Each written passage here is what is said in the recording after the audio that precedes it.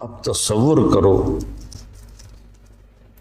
کہ اوپر سورج، پانی بند تھا، خبیثوں نے پانی بند کر دیا، بچوں کے رونے کی آوازیں آ رہی ہیں پیاس کی وجہ سے، اور ان کے دل نرم نہیں ہو رہے۔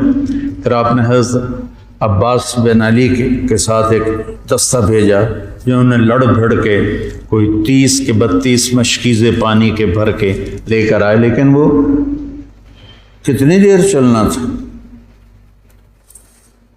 پیاس سے زبانیں بچوں کی بھی نکلی ہوئی ہیں، اور حسینی لشکر پیاسا لڑ رہا ہے، اوپر دھوپ کی، سورج کی آگ ہے، نیچے ریت کی آگ ہے، ادھر تلواروں کی جھنکار ہے، اور تیروں کی سنسناہٹ ہے، اور نیزوں کی کھڑکھڑاہٹ ہے، اور ایک مسکراتا چہرہ ہے جو کہہ رہا ہے الموت احلی عندنا من العسل، پاگلو موت تو مجھے شہد سے زیادہ محبوب، تم موت سے ڈراتے ہو۔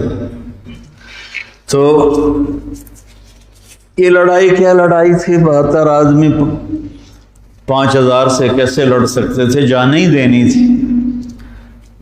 تو انہوں نے پہلے ان کے گھوڑوں کو بیکار کر دیا، گھوڑوں کو شمر نے کہا ان کے گھوڑوں کو مارو، پہلے گھوڑوں کو مارا تو سارے پیدل ہو گئے، پیدل ہو گئے تو پھر گردنیں کٹنے لگی۔ حر بن یزید نے جب دیکھا کہ یہ تو واقعی لڑنے لگے ہیں، تو اس نے عمر بن سعد سے پوچھا تم واقعی لڑو گے؟ کہنے لگا ہاں۔ کہنے لگا اچھا میں گھوڑے کو پانی پلا کے آتا ہوں جنگ شروع ہونے سے پہلے، اور گھوڑے کی لگام اٹھائی پانی پلانے کے بہانے، اور آ کر حضرت حسین کے قدموں میں گر گیا کہ مجھے نہیں پتا تھا یہ بدبخت آپ کی جان لے لیں گے، میں معافی چاہتا ہوں، میں اپنی جان کا نذرانہ آپ کے قدموں میں پیش کروں گا۔ ان کا بیٹا بھی ساتھ آ گیا، باپ بیٹا دونوں شہید ہوئے، اور وہ حضرت امام حسین کے ساتھ مل کے، تو ایک ایک کر کے جب سارے شہید ہو گئے تو پیچھے اہل بیت رہ گئے۔ تو پھر علی اکبر آپ کے بیٹے نے کہا ابا جان میں آپ کو مرتے دیکھ نہیں سکتا، میں چاہتا ہوں میں آپ سے پہلے مر جاؤں، میں آپ کو نہیں دیکھ سکتا مرتا ہوا۔ تو انہوں نے اجازت دی، تو شیر کی طرح انہوں نے حملہ کیا، چاروں طرف نرغے میں آئے اور ذبح ہو گئے۔ تو پھر ان کے بیٹے ابو بکر بن حسین وہ شہید ہوئے۔ پھر قاسم بن حسن حسینی قافلے میں سب سے خوبصورت جوان تھے، پھر وہ آگے بڑھے، حضرت حسن کے 4 بیٹے شہید ہوئے۔ تو جب ان پر تلوار پڑی تو انہوں نے کہا یا عمہ، آئے چچا۔ تو حسین رضی اللہ تعالیٰ عنہ زخمی تنہم داغ داغ شد، سارا بدن خون تھا۔ آپ نے آگے بڑھ کے قاتل پر وار کیا، اس کا ایک ہاتھ کاٹ دیا۔ پھر ان کے سرانے کھڑے ہو کر ایک عجب بات کہی کہ میرے بھتیجے آج تیرا چچا بڑا بے بس، یہ کیا جواب دیں گے اللہ کے نبی کو قیامت کے دن کہ انہوں نے ان کی اولاد کو ہی ذبح کر دی۔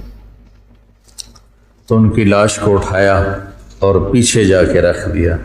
اس طرح ایک ایک کر کے مسلم بن عقیل کے عبد الرحمن عبداللہ شہید ہوئے، حضرت عبداللہ بن جعفر کے عون اور محمد شہید ہوئے، حضرت حسن کے ابو بکر عبداللہ اور قاسم شہید ہوئے، عثمان شہید ہوئے، آپ کے اپنے بیٹے حضرت علی کے عبداللہ، محمد، عثمان، جعفر، عباس، حسین 6 شہید ہوئے۔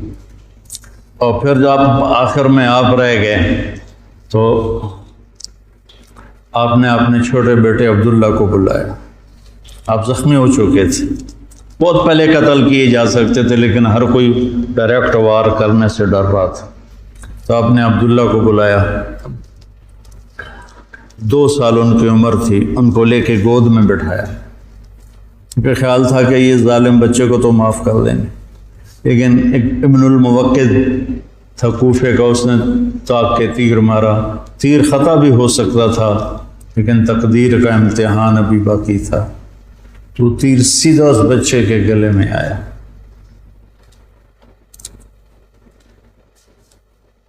ہم یہ تاریخ بھلا دیں.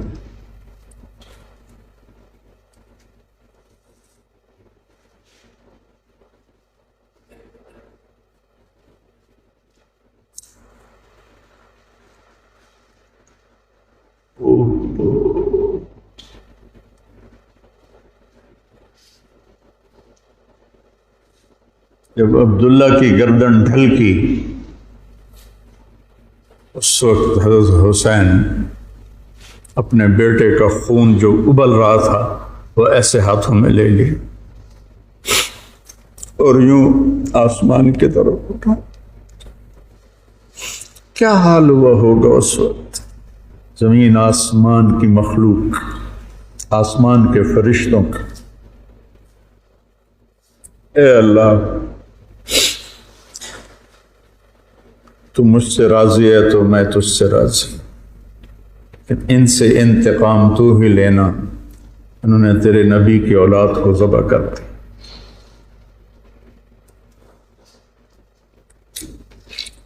بیٹا میں مرغا ذبح ہوتا ہوا نہیں دیکھ سکتا. وہ جانوروں کی قربانی پہ جانور کے اوپر کھڑا ہونا ہوتا ہے. میں ایک دو قربانیاں دیکھیں پھر مجھے ہمت نہیں ہوئی، میں پیچھے جا کے بیٹھ گیا.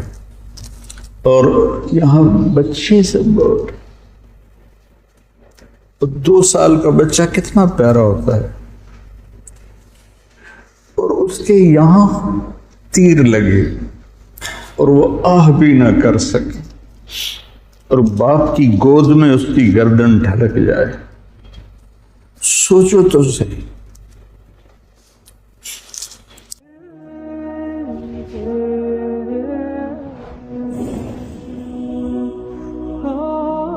کیا ایسے معصوم بچے جن کے پاس مواقع نہیں ہیں کہ وہ تعلیم حاصل کر سکیں اور معاشرے کا، ملک کا اور قوم کا باعزت فرد بن سکیں، کیا ہمیں ان بچوں کو موقع نہیں دینا چاہیے کہ وہ آگے بڑھیں اور معاشرے کے اندر اپنا مثبت کردار ادا کریں؟ اگر ہم نے ان بچوں کو موقع نہ دیا تو یہ بچے اسی صبح و شام کے آنے جانے میں اپنا مقام کھو بیٹھیں گے. اسی لیے MTJ فاؤنڈیشن لا رہا ہے یتیم اور غریب بچوں کے لیے اسکالرشپ کا پروگرام. اب ہمارا بچہ پڑھے گا، آگے بڑھے گا اور انشاءاللہ سارے جہان کو منور کرے گا.